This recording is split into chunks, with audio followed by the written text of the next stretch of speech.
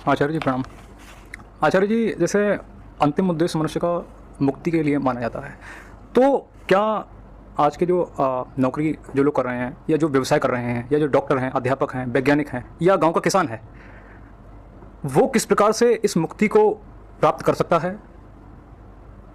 क्या उसे अलग से कुछ शिक्षा लेनी पड़ेगी या अपने कर्म को करते करते मुक्ति प्राप्त कर सकते? कृपया मार्गदर्शन करें। अपना कर्म तो कुछ होता ही नहीं, ये भी बड़ी भ्रांति फैली हुई है।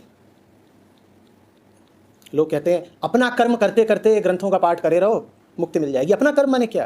वो तुम्हारा कर्म कैसे है? सिर्फ इसलिए कि तुम्हें संस्कारित कर दिया गया है कुछ करने के लिए, तो तुम्हारा कर्म थोड़ी हो गया। गीता में कृष्ण कहते हैं स्वधर्मे निधनम श्रेयः। लोग कहते हैं स्वधर्म का मतलब है अपना कर्म। अपना कर्म माने क्या? माने जो तुम्हारी जाति का कर्म हो, जो तुम नौकरी कर रहे हो वही तुम्हारा कर्म है? नहीं भाई,